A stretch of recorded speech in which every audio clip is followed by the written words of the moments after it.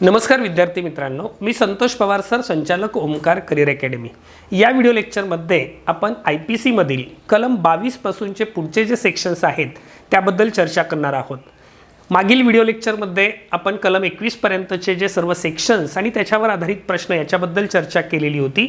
या व्हिडिओ लेक्चरमध्ये आपण कलम 22 पासून सर्वसाधारण स्पष्टीकरणे या दुसऱ्या प्रकरणामध्ये असणारे महत्त्वाचे जे आपल्या अभ्यासक्रमातले सेक्शन आहेत ते आपण पाहणार आहोत। कलम 22 जे आहे सेक्शन 22 हे जंगम मालमत्ता मूवेबल प्रॉपर्टी बद्दल आहे। मूवेबल प्रॉपर्टी हा शब्द लक्षात घेणं गरजेचं आहे।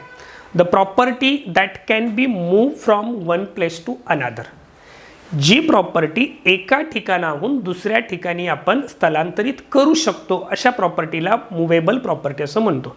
म्हणजे थोडक्यात याच्यामध्ये समावेश कोणाचा होणार नाही तर जमीन आणि भूसंलग्न असलेल्या याचाच अर्थ काय तर त्याच्याशी कायम जखडल्या गेलेल्या वस्तू की ज्या जमिनीमध्ये आहेत। जमीन स्वतः ही सुद्धा वस्तू आहे, जमिनीमध्ये अगदी जखडल्या गेलेल्या की ज्या आपण त्या वेगळ्या करू शकत नाही अशा वस्तू वगळून बाकी प्रत्येक वर्णनाच्या मूर्त मालमत्तेचा समावेश यामध्ये होतो। म्हणजे उदाहरणार्थ आपली जमीन, आपण राहतो ते आपलं घर, फ्लॅट किंवा इमारत असेल, त्याचबरोबर जमिनीमध्ये असणारी जी भूसंलग्न झाडे आहेत ही झाडे ही स्थावर मालमत्ता असेल, कारण ती आपण एका ठिकाणाहून दुसऱ्या ठिकाणी घेऊन जाऊ शकत नाही। म्हणजे जसं त्या पुष्पा चित्रपटामध्ये आपण पाहिले, जोपर्यंत चंदनाचं झाड जंगलामध्ये आहे तोपर्यंत ती स्थावर मालमत्ता असेल आणि ते तोडून ट्रकमध्ये भरलं की ती तुमची जंगम मालमत्ता होईल। थोडक्यात जंगम मालमत्ता ही संकल्पना समजून घेताना आपल्याला ह्या काही गोष्टी लक्षात ठेवाव्या लागतील। जंगम मालमत्ता याची व्याख्या कलम 22 मध्ये केलेली आहे। यामध्ये मूर्त मालमत्तेचा समावेश होतोय, पण कोणत्या मूर्त मालमत्ता की ज्या एका ठिकाणावरून दुसऱ्या ठिकाणी, मूर्त याचा अर्थ ज्याला निश्चित आकार आकृती आहे, ज्याला तुम्ही स्पर्श करू शकता, आवडलं तर ते तुम्ही त्याला अगदी तुमच्या खिशात ठेवू शकता किंवा एका ठिकाणं उचलून दुसऱ्या ठिकाणी ठेवू शकता, अशा ज्या मूर्त संकल्पना आहेत अशा मूर्त मालमत्ता जंगम मालमत्ता या व्याख्येमध्ये समाविष्ट होतील। यामध्ये बघा, घर ही स्थावर मालमत्ता असेल, परंतु घराच्या बांधकामातून निघालेल्या विटा जर असतील तर ती मालमत्ता तुमची जंगम मालमत्ता असणार आहे। मगाशी जसं आपण म्हणालो, जमिनीतून काढलेले दगड, जोपर्यंत दगड त्या जमिनीमध्ये आहेत तोपर्यंत ती स्थावर मालमत्ता असेल, परंतु आपण खाणीमध्ये खोदून ते दगड ज्या वेळेला बाजूला करतो तेव्हा ती जंगम मालमत्ता होते किंवा खनिज जी आहेत ही जंगम मालमत्ता होते।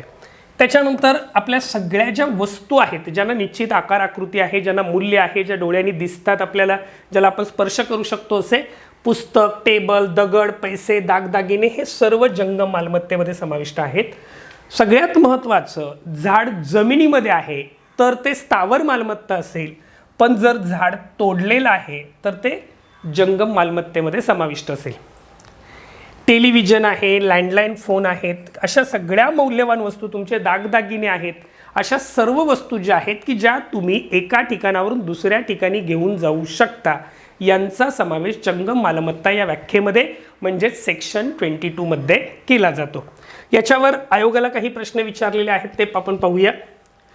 जंगम मालमत्ता या शब्दाची व्याख्या भारतीय दंडविधान संहितेच्या कोणत्या कलमात केली आहे तर याचं उत्तर कलम 22, डिपार्टमेंटल PSI 2017च्या परीक्षेमध्ये हा प्रश्न विचारलेला आहे। याच्यामध्ये जे ऑप्शन आहेत, कलम 21 आपण काल पाहिलेलं आहे, लोकसेवकाशी संबंधित आहे। त्याच्यानंतर कलम 22 जे आहे हे जंगम मालमत्तेशी संबंधित आहे। कलम 23 जे आहे हे गैरलाभाशी संबंधित आहे। पुढचा प्रश्न आहे, जंगम मालमत्ता या शब्दामध्ये खालील मालमत्तेचा समावेश होतो। सर्व प्रकारची मूर्त मालमत्ता, जमीन होणार नाही कारण जमीन ही स्थिर आहे, एका जागेवरून दुसऱ्या जागेवर घेऊन जाऊ शकत नाही। भूसंलग्न वस्तू त्या जमिनीमध्ये स्थिर आहेत, त्या एका जागेवरून दुसऱ्या जागी घेऊन जाऊ शकत नाही।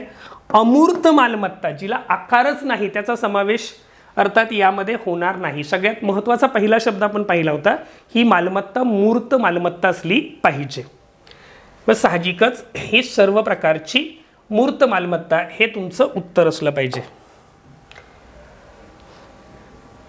पुढील प्रश्न आहे, भारतीय दंड संहिता 1860 कलम 22 प्रमाणे कुठली मालमत्ता चल संपत्ती नाही. अर्थात चल संपत्ती म्हणजेच थोडक्यात जंगम मालमत्ता हे आपल्याला लक्षात घ्यावं लागतंय, किंवा मुवेबल प्रॉपर्टी म्हणून इंग्रजीमधला शब्द लक्षात ठेवणं गरजेचं आहे. मुवेबल प्रॉपर्टी चल संपत्ती नाही असं म्हटलंय. आता वीज प्रवाह जो आहे तो वीज प्रवाह आपण स्विच ऑन केला की तो अगदी आपल्याला ट्यूबमध्ये, बल्बमध्ये येतो, टी व्हीमध्ये येतो आणि आपल्याला दिसू लागतं, बरोबर.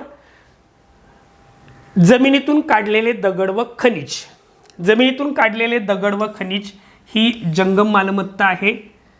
पैसे आणि दागदागिने ही जंगम मालमत्ता आहे. शेत जमीन ही एका जागेवर स्थिर आहे, ती एका ठिकाणावरून दुसऱ्या ठिकाणी नेऊ शकत नाही. त्याचप्रमाणे वीज प्रवाह आपण एका ठिकाणावरून दुसऱ्या ठिकाणी नेऊ शकत नाही, म्हणून त्यांचा समावेश चल संपत्तीत होणार नाही. न होणारे घटक आहेत अ आणि ड, त्यामुळे 1 नंबरचं ऑप्शन हे तुमचं उत्तर असणार आहे. फक्त यामध्ये काही मुद्दे नीट लक्षात ठेवा.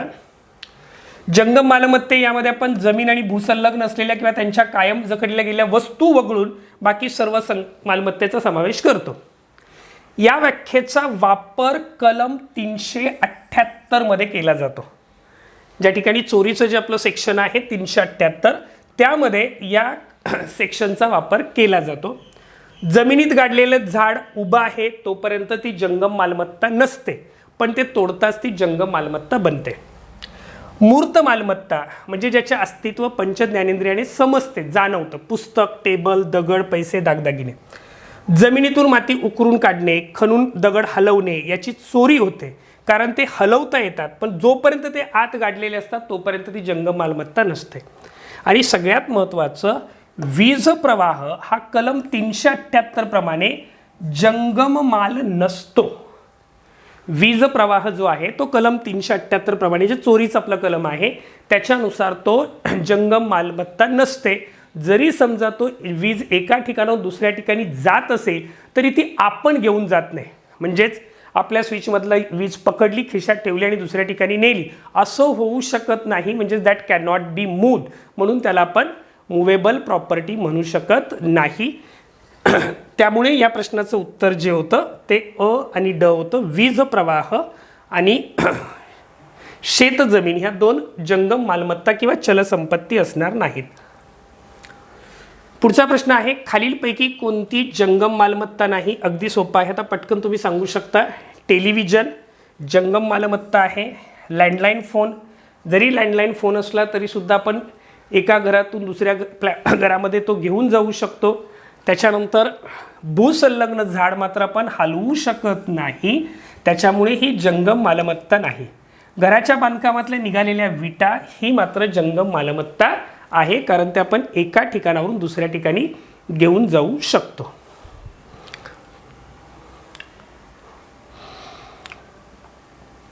पुन्हा डिपार्टमेंटल PSI 2008ला प्रश्न विचारलेला होता. भारतीय दंड संहितेच्या कोणत्या कलमामध्ये जंगम मालमत्तेची व्याख्या दिलेली आहे, तर ते सुद्धा उत्तर कलम 22 असं असणार आहे. त्यानंतर पुढचं कलम जे आहे, गैरलाभ किंवा रॉंगफुल गेन, गैरलाभ आणि गैरहानी अशा 2 संकल्पनांचा समावेश सेक्शन 23 मध्ये होतो. रॉंगफुल गेन अँड रॉंगफुल लॉस यांचा समावेश हा कलम 23 मध्ये होतो. यामध्ये काय म्हटले, ज्या व्यक्तीला कायद्याने अधिकार नसतो अशा मालमत्तेचा बेकायदेशीर मार्गाने मिळवलेला लाभ.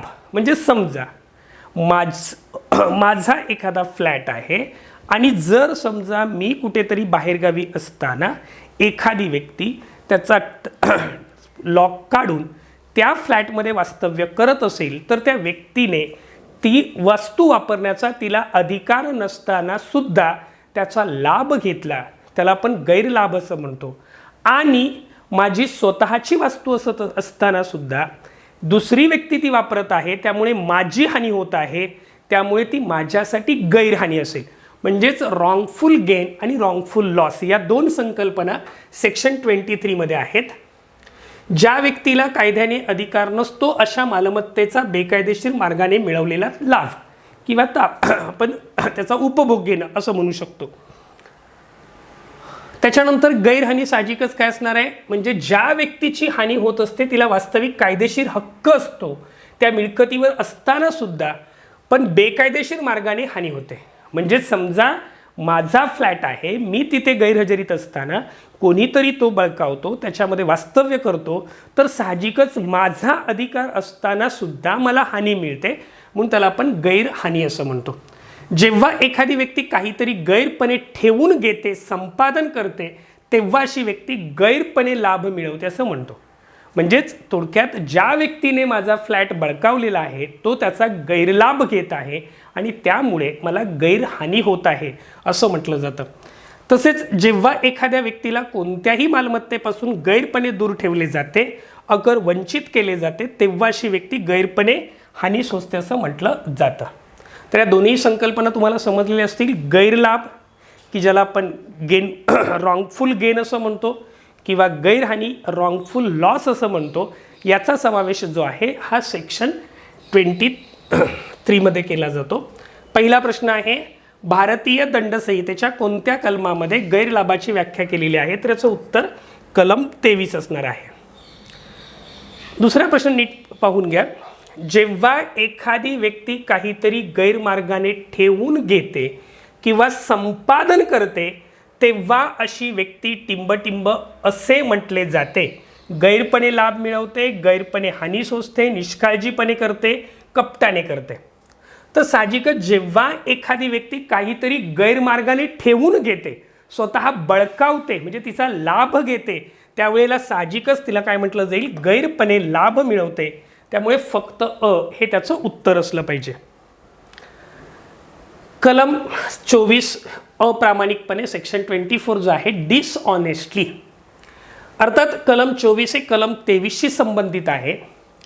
जो कोणी एखाद्या व्यक्तीस गैरलाभ व्हावा किंवा दुसऱ्या व्यक्तीची गैरहानी व्हावी या उद्देशाने जेव्हा कोणतीही गोष्ट करतो, तेव्हा ती गोष्ट अप्रामाणिकपणे करतो असे म्हटले जाते. म्हणजे उदाहरणार्थ, माझ्याजवळ असणारी एखादी वस्तू मी विश्वासाने, म्हणजेच अजवळ असणारी एखादी वस्तू ब कडे मी विश्वासाने देतो आणि मी त्याला सांगतो की ही वस्तू क साठी अत्यंत उपयुक्त आहे, त्याला तत्काळ तिथे पोहोचणं गरजेचं आहे. परंतु तुम्ही जाणून बुजून जर ब ती वस्तू स्वतः जवळच ठेवत असेल आणि त्यामुळे कचं नुकसान होत असेल, तर साहजिकच या ठिकाणी आपल्या लक्षात येतं की बचं वागणं हे अर्थातच अप्रामाणिकपणाचं आहे. त्याला या गोष्टीचे परिणाम माहिती असताना सुद्धा की जर ही वस्तू मी माझ्याजवळ बाळगली, म्हणजे उदाहरणार्थ तुमचं पूर्व परीक्षेचं हॉल तिकीट तुमच्याकडून घरी विसरलेलं होतं, तुमच्या घरच्यांनी ते तुमच्या मित्राजवळ दिलं आणि मित्राला सांगितलं की तू पटकन परीक्षा केंद्रावर जाऊन ते दे. पण मित्राला असं वाटलं की जाऊ दे, हा जर वेळेवर पोचला नाही तर याला आतमध्ये घेणार नाहीत, अशा वाईट हेतूने जर समजा त्याने ते तुमच्या जवळ वेळेवर हेतू पुरस्सर पोचवलं नाही, तर साहजिकच ते कृत्य अप्रामाणिकपणाचं असेल, डिसऑनेस्टली असेल. तर हे कलम 23शी संबंधित असं आहे. यामध्ये हेतू कोणता असावा की एखाद्या व्यक्तीस गैरलाभ व्हावा आणि दुसऱ्या व्यक्तीस गैरहानी व्हावी, या हेतूने प्रेरित होऊन जी कृती केलेली असेल ती अप्रामाणिकपणे म्हणजेच डिसऑनेस्टली केली असं म्हटलं जातं. म्हणजे यामध्ये दोन गोष्टी आहेत. अप्रामाणिकपणेमध्ये गैरलाभ किंवा गैरहानी. गैरलाभ, एका व्यक्तीला गैरलाभ झाला तर दुसऱ्या व्यक्तीला गैरहानी होत असते. एका व्यक्तीला गैरलाभ आहे तर दुसऱ्या व्यक्तीला गैरहानी होत असते आणि असं होण्यासाठी किंवा असं व्हावं या हेतूने जे कृत्य तुम्ही करता त्याला अप्रामाणिकपणे असं म्हटलं जातं. याच्यावर जे प्रश्न आहेत, डिपार्टमेंटल PSI 2016ला प्रश्न विचारलाय, अगदी पूर्ण सेक्शनवर विचारलाय. जो कोणी व्यक्ती एखाद्या व्यक्तीस गैरलाभ व्हावा किंवा दुसऱ्या व्यक्तीची गैरहानी व्हावी, हे पटकन तुमच्या लक्षात आलं पाहिजे. गैरलाभ आणि गैरहानी आहे या उद्देशाने जेव्हा कोणतीही गोष्ट करतो तेव्हा ती गोष्ट अप्रामाणिकपणे करतो असे म्हटले जाते. अप्रामाणिकपणे करतो असे म्हटले जाते. त्यामुळे याचं उत्तर फक्त अ बरोबर असणार आहे. यामध्ये थोडक्यात हे स्पष्टीकरण मी दिलेलं आहे इथे. कलम 24 जे आहे आपलं अप्रामाणिकपणे किंवा लबाडीने डिसऑनेस्टली असं आहे. खालील उद्देशाने केलेली कृती कोणते दोन उद्देश असणार आहे? एकाला गैरलाभ दुसऱ्याला गैरहानी. एकाला गैरलाभ दुसऱ्याला गैरहानी असा हेतू असेल आणि त्या हेतूने प्रेरित होऊन कृती केली असेल तर ती अप्रामाणिकपणे केली, लबाडीने केली असं मानलं जातं. याचा वापर कलम 378 चोरीमध्ये होतो, कलम 403 अपहारमध्ये होतो, कलम 405 न्यासभंगमध्ये होतो, कलम 25 कपटीपणाने लुबाडण्याच्या उद्देशाने केलेली कृती. यामध्ये कलम 25 जो आहे तो कपटीपणाने असा आहे आणि याचा वापर 415 ठकवणूक, कलम 464 खोटा दस्तऐवज, कलम 264 265 खोटी वजनमापे वगैरे संबंधित कलम घेताना आपण पुन्हा याच्यावर सविस्तर चर्चा करू शकतो. फक्त आत्ता एकच मुद्दा लक्षात राहणं गरजेचं आहे. एकाला गैरलाभ व्हावा व दुसऱ्याला गैरहानी व्हावी या उद्देशाने प्रेरित होऊन केलेली कृती म्हणजे अप्रामाणिकपणे डिसऑनेस्टली केलेली कृती होय. एवढं लक्षात राहणं गरजेचं आहे. आणि सेक्शन 24 पुढचा प्रश्न तसाच आहे. एखाद्या व्यक्तीस बेकायदेशीरपणे DPSI 2013ला विचारलाय. एखाद्या व्यक्तीस बेकायदेशीरपणे फायदा पोचवण्याकरता दुसऱ्या व्यक्तीचे बेकायदेशीरपणे नुकसान करणे, अर्थात बेकायदेशीर फायदा म्हणजे साहजिकच काय झाला, तो गैरलाभ झाला. बेकायदेशीर फायदा म्हणजेच गैरलाभ झाला. दुसऱ्या व्यक्तीला बेकायदेशीरपणे नुकसान म्हणजेच गैरहानी झाली. गैरलाभ आणि गैरहानीने प्रेरित होऊन जे कृत्य केलेलं आहे हे अप्रामाणिक आहे. त्यामुळे उत्तर किती असणार आहे? 2 नंबरचं ऑप्शन हे तुमचं उत्तर असणार आहे. स्पष्टीकरण मग अशाप्रमाणेच दिलेलं आहे. पुढे लबाडी म्हणजे काय, डिसऑनेस्टली म्हणजे काय याची व्याख्या DPSI 2010ला. हे प्रश्न देण्यामागचा हेतूच आहे की तुम्हाला कोणत्या सेक्शनवर भर द्यावा लागेल हे तुमच्या लक्षात यायला हवं. ज्या व्यक्तीला गैरफायदा होतो व दुसऱ्या व्यक्तीला गैरहानी होते पोचवण्याच्या उद्देशाने केलेले कृत्य. अगदी सरळ साधी सोपी आहे.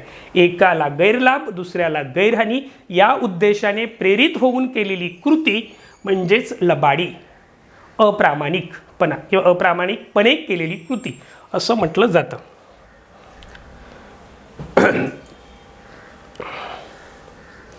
पुढचा प्रश्न आहे. भारतीय दंड संहिता PSI 2017ला विचारलेला आहे. भारतीय दंड संहिता 1860च्या कलम 24 नुसार जो कोणी एखाद्या व्यक्तीस गैरलाभ व्हावा किंवा एखाद्या व्यक्तीची गैरहानी व्हावी या उद्देशाने कोणती गोष्ट करतोय तेव्हा ती गोष्ट अप्रामाणिकपणे करतो असे म्हटले जाते. तर मला वाटते सर्वांना कलम 24 अगदी स्पष्ट समजलेलं असणार आहे. कोणतंही कृत्य एखाद्याला गैरलाभ म्हणजेच रॉंगफुल गेन, दुसऱ्याला गैरहानी म्हणजेच रॉंगफुल लॉस व्हावा या हेतूने केले असेल तर ते कृत्य अप्रामाणिकपणे लबाडीने डिसऑनेस्टली केले असे म्हटले जाते आणि याची व्याख्या कलम 24 मध्ये आपल्याला दिलेली आहे. पुढील कलम आहे कलम 25. कलम 25 जे आहे हे कपटीपणाने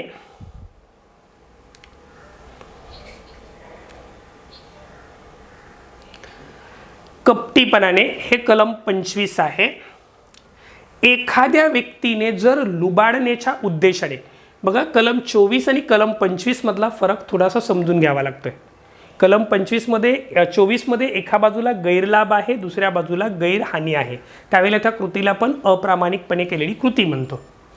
एखाद्या व्यक्तीने जर लुबाडण्याच्या उद्देशाने एखादी गोष्ट केली तर तिने ती गोष्ट कपटीपणाने केली असे म्हटले जाते, परंतु एरवी नाही. म्हणजे समजा विश्वासाने तुम्ही एखाद्या चेकवर सही करून दिली तुमच्या मित्राला आणि त्याच्यावर शेवटचं ओनली लिहायचं विसरून गेलात आणि मग त्याच्यावर त्याने जर पुढे एक शून्य वाढवला आणि 1000चे 10,000 झाले, 10,000चे लाख झाले, तर ही जी कृती आहे ही कृती साहजिकच तुम्हाला लुबाडण्याच्या उद्देशाने केलेली आहे, कपटीपणाने केलेली आहे असे आपण म्हणतो. आणि म्हणून या ठिकाणी एखाद्या व्यक्तीने जर लुबाडण्याच्या उद्देशाने, तुम्हाला लुबाडण्याच्या उद्देशाने जर ती कृती केली असेल तर ती कृती कपटीपणाने केली असं म्हटलं जातं आणि याचा समावेश कलम 25 मध्ये होतो. याच्यावर काही प्रश्न आहेत बघा. भारतीय दंड संहिता 1860च्या कलम 25 नुसार एखाद्या व्यक्तीने लुबाडण्याच्या उद्देशाने, इथे सगळ्यात महत्त्वाचा मुद्दा तुम्हाला लक्षात घ्यायचा आहे, लुबाडण्याचा उद्देश आला तर कलम 25, गैरलाभ गैरहानी आली तर कलम 24. लुबाडण्याचा उद्देश आला तर कलम 25, गैरलाभ गैरहानीचा उद्देश आला तर कलम 24. एखादी गोष्ट केली तर तिने ती गोष्ट कपटीपणाने केली असे म्हटले जाते. कलम 24 वर तुलनेने जास्त प्रश्न विचारलेले आहेत कलम 25 पेक्षा, त्यामुळे कलम 24 थोडंसं काळजीपूर्वक लक्षात घ्या. पुढे आहे समजण्यास कारण, रिझन टू बिलीव्ह. कलम 26 मध्ये ही जी व्याख्या आहे, समजण्यास कारण, रिझन टू बिलीव्ह. एखाद्या व्यक्तीत जर एखादी घटना समजून चालण्यास पुरेसे कारण तर तिला तसे समजण्यास कारण असल्याचे म्हटले जाते, एरवी नाही. याचा उपयोग कलम 411, 412 चोरीचा माल घेणे यामध्ये या कलमाचा वापर केलेला आहे. त्यामुळे फिर्यादी पक्षात चोरीचा माल विशिष्ट प्रकारच्या खानाखुणा असलेला होता हे दाखवावे लागते, कारण केवळ चोरीचा माल सापडणे पुरेसे नसते. आरोपीस चोरीचा माल आहे हे समजण्याकरिता पुरेसे कारण पाहिजे असे मतप्रदर्शन विमला वर्सेस दिल्ली प्रशासन या केसमध्ये सुप्रीम कोर्टाने, त्या केसचा नंबर आहे AIR 1963 SC 1572 मध्ये केले आहे. त्याचबरोबर हे मतप्रदर्शन ज्योती विरुद्ध राज्य सरकार ऑल इंडिया AIR रँक जे आहे 1993 SC 1167 मध्ये केले आहे. थोडंसं हे नीट समजून घ्या. म्हणजे समजा एखाद्या मालाची चोरी झालेली आहे, तर हा चोरीचा माल आहे यासाठी त्याचं जे वर्णन सांगितलं जाईल. म्हणजे समजा तुमची एखादी बाईक चोरीला गेली तर बाईकची कंपनी, तिचं नंबर प्लेट, तिचा रंग, हे जे वर्णन करतो या वर्णनावरून हा चोरीचा माल आहे, हा आमचाच चोरीचा माल आहे असं समजण्यास कारण मानलं जातं. असं समजण्यास कारण म्हणजे विश्वास ठेवण्यास, ही वस्तू माझ्याच मालकीची आहे, ही चोरीला गेलेली आहे हे समजण्यास जे कारण आहे त्याला रिझन टू बिलीव्ह, समजण्यास कारण असं म्हटलं जातं. तर हे सेक्शन 26 मध्ये आहे. याच्यावर सुद्धा प्रश्न आयोगाला तसे तुलनेने कमी विचारलेले आहेत, पण हा एक प्रश्न महत्त्वाचा विचारात घ्या. कलम 411, 412 चोरीचा माल घेणे. म्हणजे जर समजा एखाद्याने चोरी करून नेलेले दागिने एखाद्या सावकाराकडे तो घेऊन गेला तर त्याच्याशी संबंधित असणारी जी कलम आहेत 411, 412 चोरीचा माल घेणे, यामध्ये खालीलपैकी कोणत्या कलमाचा वापर केलेला असतो?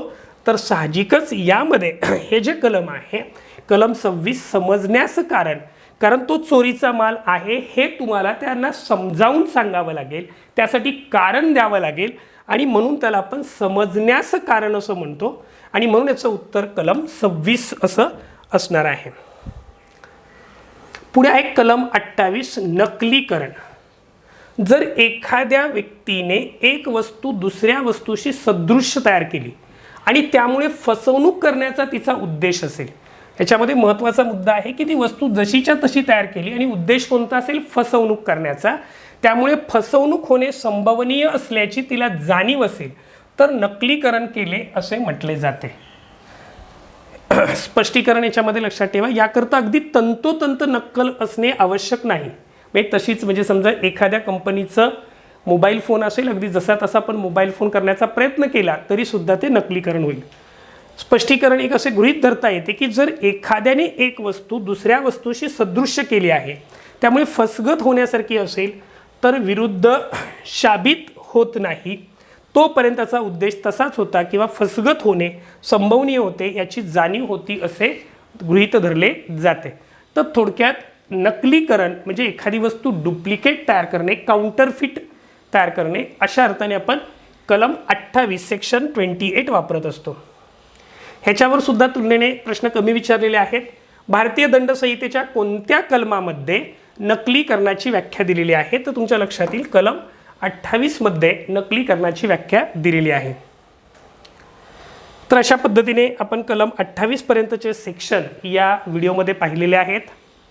ओमकार अकॅडमीच्या माध्यमातून डिपार्टमेंटल PSI मुख्य परीक्षेसाठी ऑनलाईन बॅचेस चालू आहेत. या बॅचेसमध्ये अर्थात तुम्हाला संपूर्ण 300 गुणांचा अभ्यासक्रम शिकवून त्याचा योग्य असा सराव करून घेतला जाईल. त्याचबरोबर जवळपास 4000 प्रश्नांचा सराव ह्या संपूर्ण आपल्या ऑनलाईन बॅचमध्ये करून घेतला जाईल. ही जी बॅच आहे ही लाईव्ह प्लस रेकॉर्डेड आहे, म्हणजे रोज 2 तास जे आहेत हे तुमचे लाईव्ह लेक्चर्स होतात आणि त्याचबरोबर ते तुम्हाला रेकॉर्डेड स्वरूपात मिळतात. लाईव्ह लेक्चर्स असल्यामुळे कुठे ना कुठेतरी अभ्यासाला एक विशिष्ट अशी दिशा प्राप्त होते, आपल्याकडून अभ्यासाकडे दुर्लक्ष होत नाही.